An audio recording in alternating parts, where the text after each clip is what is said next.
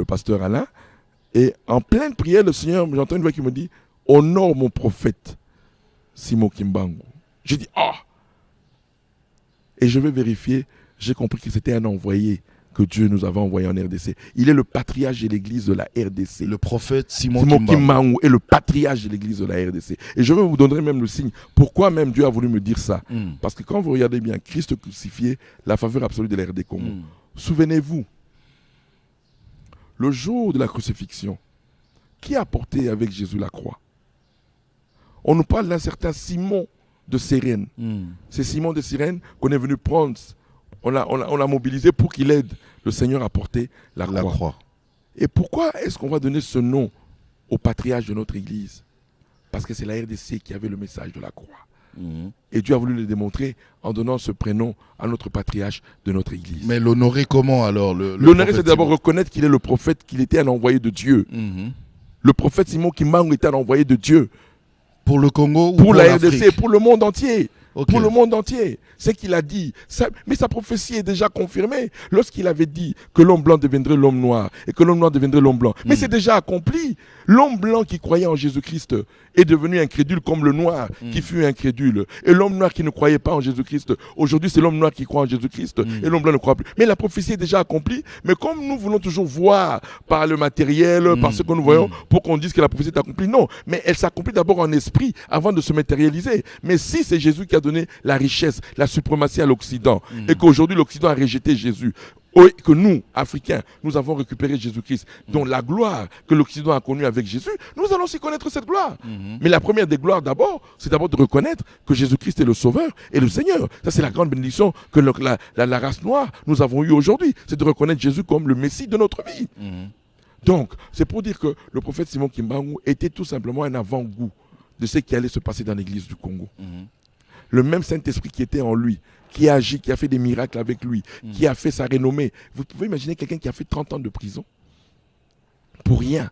Il n'a pas tué quelqu'un, il n'a pas violé une femme, il n'a rien fait de tout ça. Mais à cause de sa foi, il a juste parlé de Jésus. À cause de sa foi, on l'a arrêté. 30 ans de prison.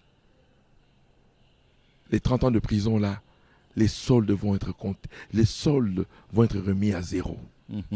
Vous savez, tonton Jaco, 2001 qui arrive, 2021 qui arrive, pour les Juifs, c'est l'année de Shemitah. L'année de Shemitah, si tu veux, c'est l'année des règlements, des remises.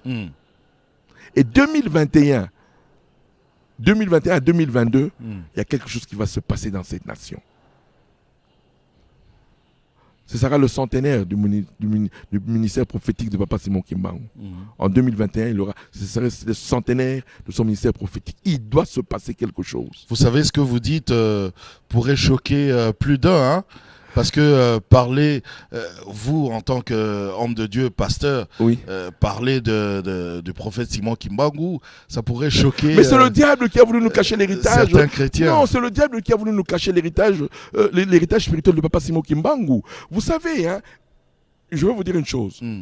Quand une église ne reconnaît pas les enfants que son église a produits et qui ont impacté positivement la nation, c'est un malheur pour nous.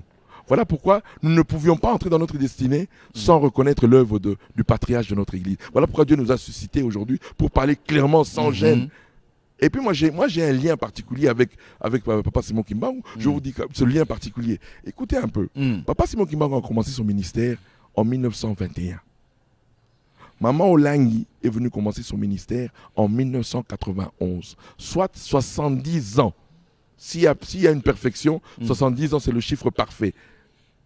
Maman Olangi est venue au monde, dans ce monde ici, en 1950. En 1951, Papa Simon Kimbangu meurt. Pour dire que maintenant, celle qui prend le sacerdoce est venue, moi je dois rentrer dans la gloire. Il est rentré. Maman Olangi a commencé 40 ans après l'enterrement, après le départ de la gloire. Papa Simon Kimbangu, 40 ans après, elle a commencé son ministère. Et qui est le peuple majoritaire de ce grand ministère, du ministère chrétien du combat spirituel? C'est le peuple de Papa Simon Kimbangu. Ce sont les Bakongo qui sont au ministère. Ce ne sont pas les Batétés là. Nous, on est Batétés là. Mais les majoritaires ici dans ce ministère, ce sont les Bakongo. C'est pour dire que Dieu n'oublie pas les alliances qu'il fait. Papa Simon Kimbangu était un grand serviteur de Dieu, un grand prophète. C'est lui le patriarche de notre église.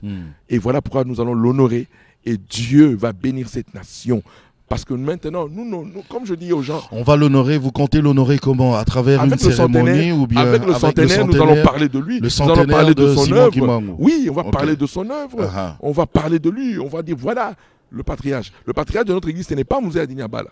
C'est le premier patriarche de notre église, c'est d'abord Papa Simon Kimbangu. Alors, dans les 5 minutes... Quand notre Seigneur allait à Golgotha, qui est venu l'aider pour prendre la croix? Il y a un monsieur qu'on appelait Simon. Comment s'appelait le patriarche de notre église? Simon Kimbangu, le prophète Simon Kimbangu. C'est un signe prophétique que le message de la croix, c'est pour la RDC. Le message du sang de l'agneau, c'est pour la RDC. Vous savez, nous l'église, et là je profite de cette occasion que tu me donnes, nous avons critiqué le prophète. Le prophète Simon Kimbangu n'a rien à voir, ne confondons pas le prophète Kimbangu.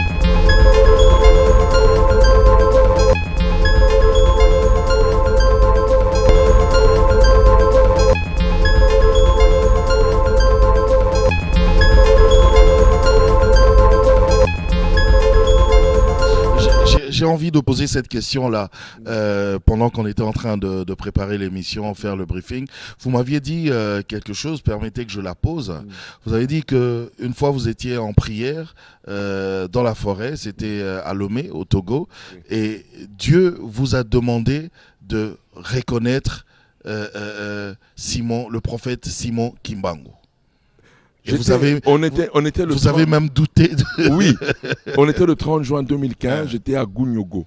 C'est à 120 km de Lomé, à la montagne là-bas. J'étais avec mon frère, le pasteur Alain.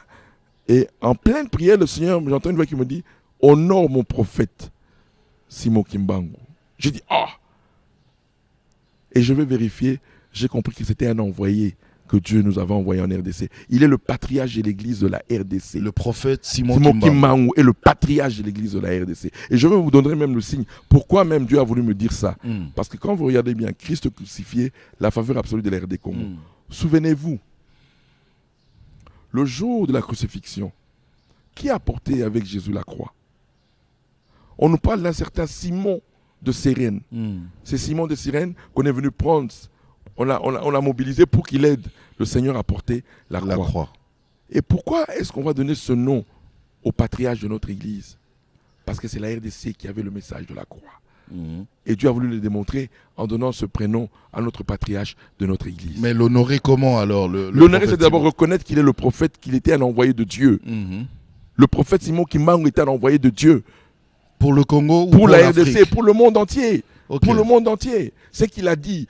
Mais sa prophétie est déjà confirmée. Lorsqu'il avait dit que l'homme blanc deviendrait l'homme noir et que l'homme noir deviendrait l'homme blanc. Mais c'est déjà accompli.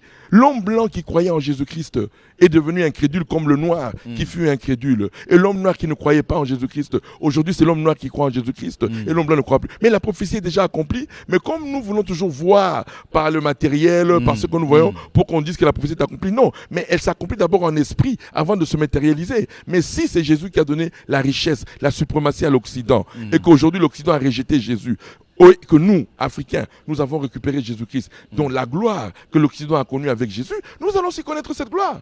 Mais la première des gloires d'abord, c'est d'abord de reconnaître que Jésus-Christ est le Sauveur et le Seigneur. Ça, c'est la grande bénédiction que la race noire, nous avons eue aujourd'hui. C'est de reconnaître Jésus comme le Messie de notre vie.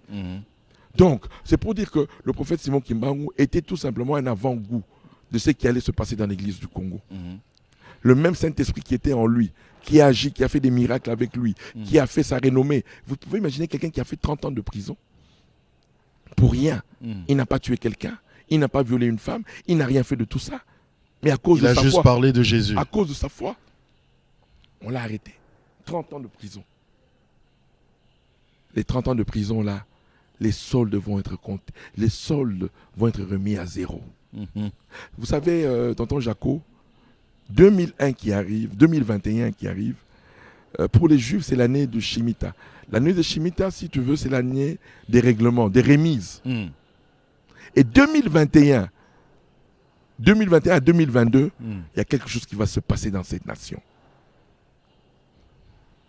ce sera le centenaire du ministère prophétique de Papa Simon Kimbangu. En 2021, ce serait le centenaire de son ministère prophétique. Il doit se passer quelque chose. Vous savez, ce que vous dites pourrait choquer plus d'un, hein, parce que parler, vous en tant qu'homme de Dieu, pasteur, parler du prophète Simon Kimbangu, ça pourrait choquer. Mais c'est le diable qui a voulu nous cacher l'héritage. Certains chrétiens. Non, c'est le diable qui a voulu nous cacher l'héritage spirituel de Papa Simon Kimbangu. Vous savez, hein, je vais vous dire une chose. Quand une église ne reconnaît pas les enfants que son église a produits et qui ont impacté positivement la nation, c'est un malheur pour nous.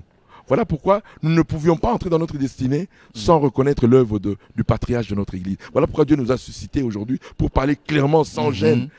Et puis moi j'ai un lien particulier avec Papa Simon Kimbangu. Je vous dis ce lien particulier. Écoutez un peu. Papa Simon Kimbangu a commencé son ministère en 1921. Maman Olangi est venue commencer son ministère en 1991. Soit 70 ans. S'il y a une perfection, 70 ans, c'est le chiffre parfait. Maman Olangi est venue au monde, dans ce monde ici, en 1950. En 1951, Papa Simon Kimbangu meurt. Pour dire que maintenant, celle qui prend le sacerdoce est venue, moi je dois rentrer dans la gloire. Il est rentré.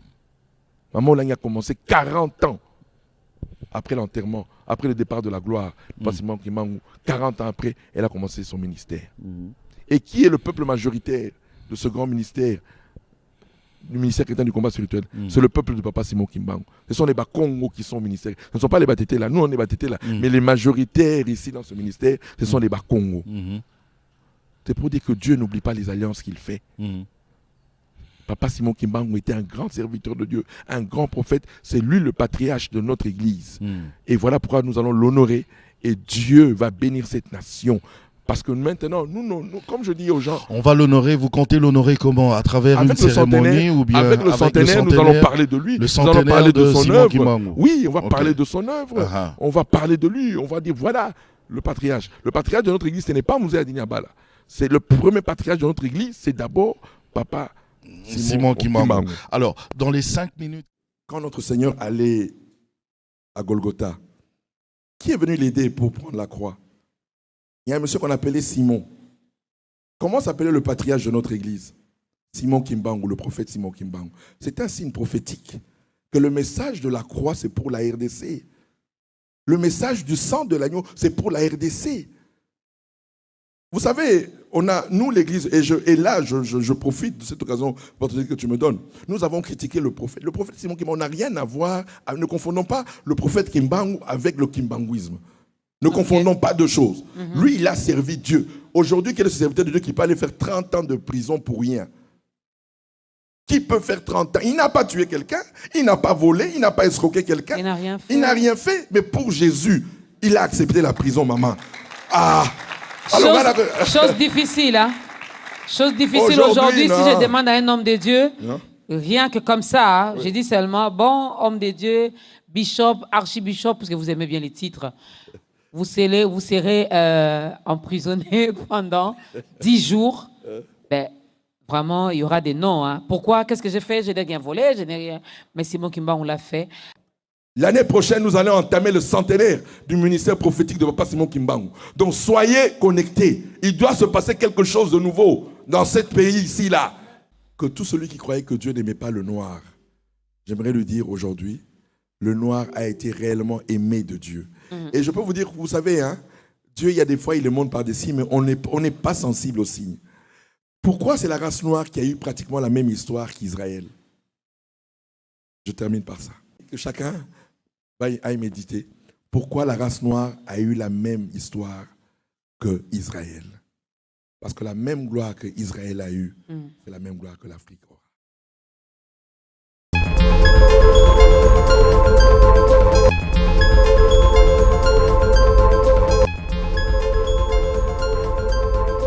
Ophelina, Jésus est mon papa. Naye liboso na bino pour représenter bino bana o bozomona na bilili pe ba difficulté tozanango.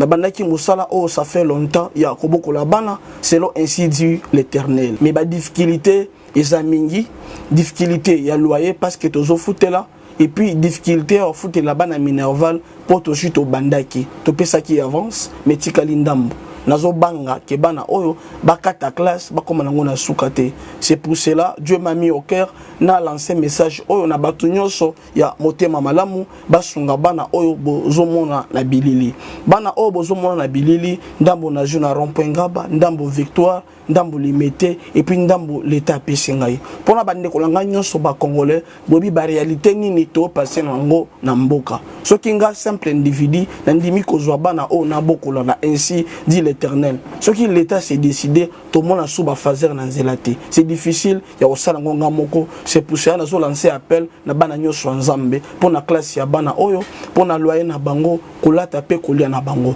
na osenga na batu nyonso baza cœur sensible pe bazana motema kosunga ba sunga biso pe ba salisa biso.